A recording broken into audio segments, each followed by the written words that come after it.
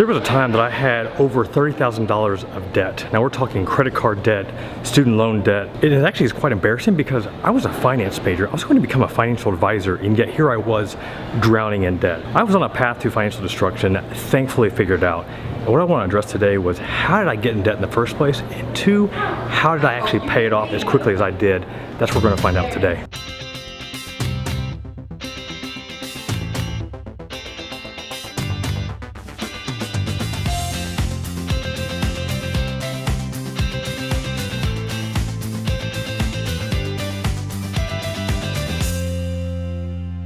All right, so here's the thing you gotta know about me. So we gotta go back in time a little bit. We gotta hop into DeLorean. We gotta go back to the future.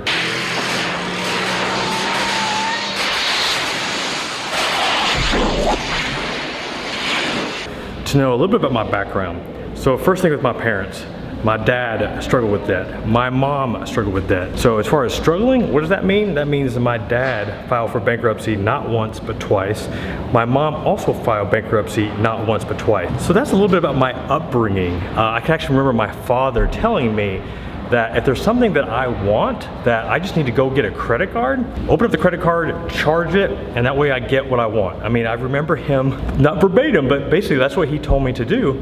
And I did, and that's how I started getting myself into debt. And one of the first things that I did, I remember, was I opened up a department store credit card at a $500 limit. And within like the first month, I mean, I already maxed out that $500. But the crazy thing is that I shouldn't have gotten in debt because I joined the Army National Guard to pay for college. So what in the world was I doing having debt? Like my schooling was paid for. There was no reason that I should have gotten into debt, but I still did. A lot of it was just because I didn't have the right lessons taught to me. A lot of it was, responsibility on myself to not do that. I still did. So the first thing was the department store cards. That was $500. That then led to another credit card that ended up to another credit card. And I don't know if this still happens, but I know when I was in college, I was getting credit card offers everywhere.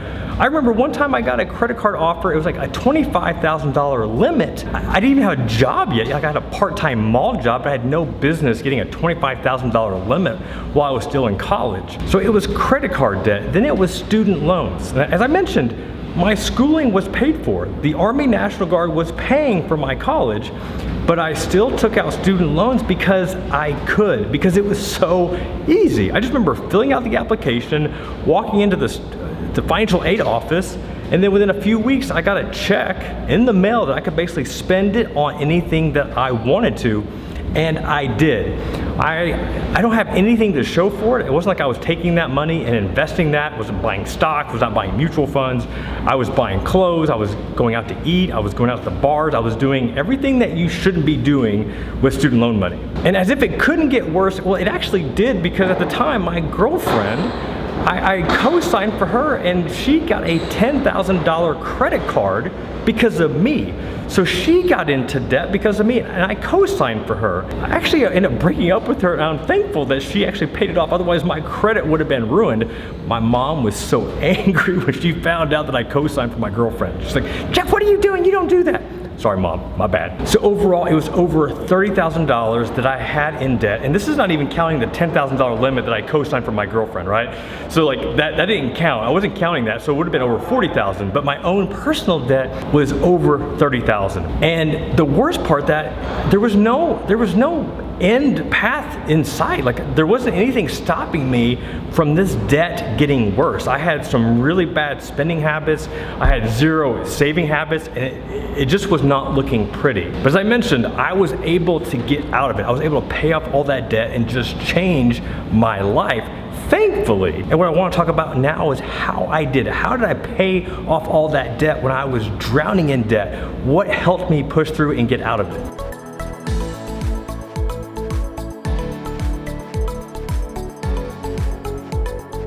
All right, so what did I do? Well, one of the first things I did was I joined the Army National Guard. And I know what you're thinking, because I just said, wait, Jeff, you said you joined the Army National Guard and you still got into debt, so how did that help you? Well, one of the things that I got as a bonus for joining the Army National Guard was this student loan repayment program. Now, I didn't really know how it worked at the time. I didn't really even know anything about it until about my third about my third year in, and me being a junior in college. Well, this thing didn't kick in until you actually graduated from college. So I thought that when I found out more information about it, that it was going to pay off like all my student loans, but it only would pay off in my first 6 years of my initial contract. Either way, it ended up paying off some of my student loan debt, but not all of it. Now, I wish it would have paid all of it, but it didn't. It did help out a little bit. So that was the first thing that helped out. The second thing that happened was my girlfriend, which is now my wife. Love you, babe. And just dating her and eventually marrying her just really helped me gain perspective on like how financially out of control I was. Now, this is a story that I share in my book, but there was a time like I wanted a brand new TV. Now, this is when flat screen televisions were brand new, so I'm dating myself a little bit, but I wanted a brand new TV. And I remember that Best Buy was having this deal, 0% financing. I was gonna go get a brand new 50-inch flat screen TV. My girlfriend at the time asked me, and she asked me, can you afford that? Because I know that you have student loan debt, I know that you have credit card debt, and I know how much you're making right now, but is that something that you can really afford? And I didn't have a good response, and to be quite frank, like I was actually upset that she would even call me out on that. But the reason I learned the next day why I was upset was because she was right. She knew how much I could afford, and I couldn't afford the TV, and I had no business buying that in the first place. So really just dating her and eventually marrying her really had me look at, and she knew like the struggles that my parents had with debt, and she didn't want me to fall in their footsteps. And even, I guess even more for her, is that she didn't want to marry a guy that was struggling with debt and didn't want to like get married into like just a horrible financial situation. So she began really challenging me on the things that I decided to spend my money on, and thank God for her. Thank you, babe. And really because of her, that's when I really stopped buying crap. That's when I really started asking myself, like, is this something that I really need right now? Is it something that I want? And can I afford it? And like, initially that was really hard for me because I did what I wanted to do and never felt like I needed to ask permission. But then it just was a whole mindset shift of like, okay, if this is something that I can't afford right now, if I have to put this on a credit card, then what is this preventing me from doing later on in life? And that's really where the transition to me be finance major to financial planner helped out so much, because I started to see the impact that making these stupid purchases at my younger self when I couldn't invest, you know, in the 401k into the Roth IRA, I mean, I was just robbing from myself. And so I just stopped buying crap. I stopped going to the mall and buying things I couldn't afford. And I stopped feeling I needed to have like a new shirt or new shoes or a new pair of jeans like every weekend. I just stopped doing it. I stopped buying the crap. Now, another big one, and I mentioned the Army National Guard already.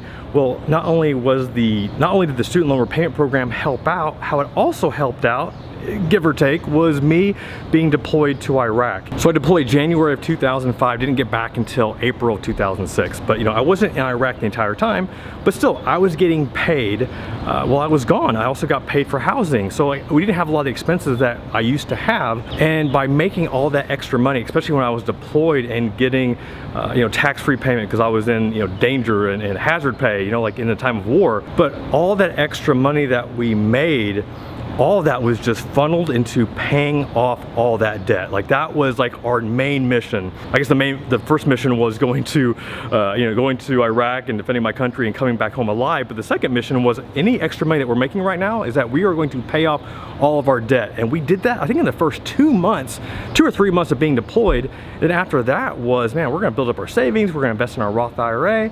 But our financial mission at the time was to get this debt paid off. I think the other key aspect, and I guess this kind of goes without saying, but for my wife and I to have that main mission of paying off our debt, I mean, we were a team, right? Like she was my battle buddy. Like we were determined to get this debt paid off, get it figured out. And we were on the same page about what our financial goals were. So we knew like what we needed to do, what we wanted to do. We knew that our dreams, you know, of buying our first house and having our first kid, but also too, like we had those conversations about credit cards and making sure that we did use credit cards, but we paid them off every single month. And I can't tell you how many times that there was something that I wanted for us, like a new bed, new furniture, new something. And I would always tell her, not always, but I mean, I can remember at least 3 or 4 times, probably more, that I would say something like, hey, you know, we could always just use it on a credit card. Like, you know, we don't have any debt. Like, what's putting $2,000? We'll pay it off as soon as we can. And I said that so many times to her, and every single time she would kind of think about it. You know, she'd allow me to speak, but then she would always come back with, yeah, you know, we could do that, but I just don't think that that's the right thing that we should do right now. You know, I don't feel comfortable, you know, putting something on a credit card that we can't pay off. God love her for that, right? God love her that she didn't allow my past financial blunders to come up in our marriage and just derail us, because man, like there were so many times that I could have and I would have if she would have just given the okay and went on and did it. God, babe, have I told you how much I love you? I love you. Thank you. I wish I could tell you that there was something more profound that allowed me to pay off $30,000 of debt in such a quick amount of time, but that was it. Like, that's my story. But really, at the end of the day, I mean, the main thing, the big takeaway was I recognized how debt was going to ruin me.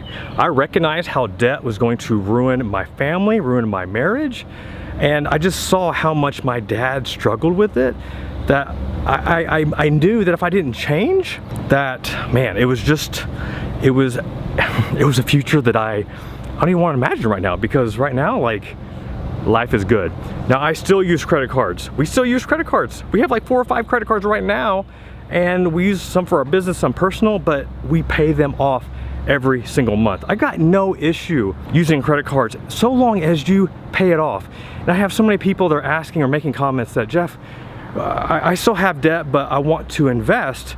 And now you're telling me like I can't invest because I have debt. And I'm not saying that. What I'm saying is that if you have debt and you have no debt payoff plan, if you have no strategy, no plan of attack of how you're going to pay this debt off, or if you can even pay this off, then at that point you have no business investing. You have no business investing because you still have debt and you don't know how you got there in the first place. And that's my big beef for those that want to invest but are still struggling, that are still drowning in debt. So that's my 2 cents to you. All right, so I hope that you found my story, sharing my story of how I paid off my debt, the story of how I got myself in debt. Oh my gosh, how did I do that? But you know what? I'm thankful for it. I'm thankful for that experience because, man, it's made me who I am today.